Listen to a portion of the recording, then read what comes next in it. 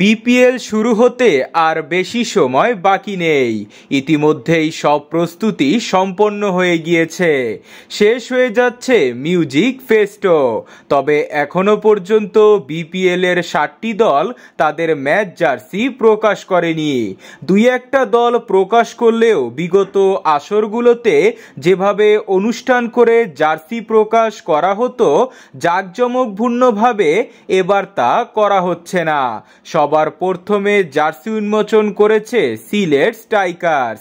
স্ক্রিনে দেখানো এই জার্সিটি হচ্ছে সিলেট স্ট্রাইকার্সের প্র্যাকটিস জার্সি।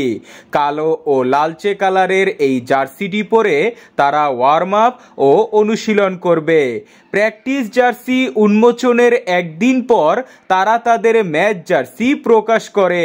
স্ক্রিনে দেখানো এই কালো শোল্ডার ও পিঙ্ক কালারের জার্সিটি সিলেট স্ট্রাইকার্সের ম্যাচ জার্সি।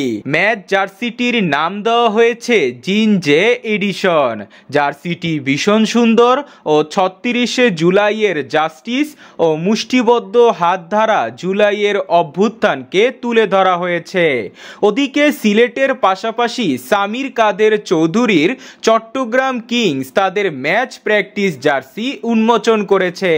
তারাও জুলাইয়ের বিপ্লব অর্থাৎ আবু সায়েদ ও মুগ্ধের আত্মত্যাগের কথা তুলে ধরেছে।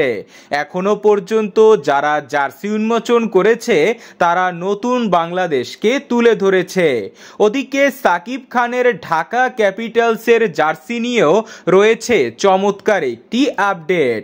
তারা তাদের জার্সির জন্য প্রি অর্ডার একটি লাভ ইজ ব্লাইন্ড নামে একটি ক্যাম্পেইন চালু করে।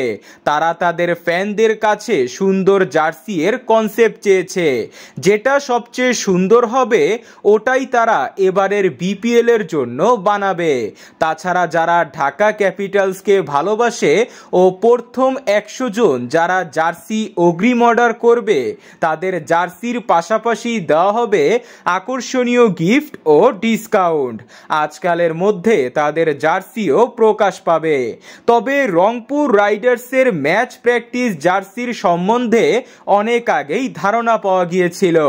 গ্লোবাল সুপার লিগে রংপুর রাইডার্সের প্র্যাকটিস জার্সিটি খেয়াল করে দেখবেন, যেখানে জুলাইয়ের অভ্যুত্থানকেও তুলে ধরা হয়েছে। তাদের জার্সিও প্রায় রেডি। খুলনা টাইগার্সের জার্সি সবসময় ভিন্ন কোয়ালিটির হয়।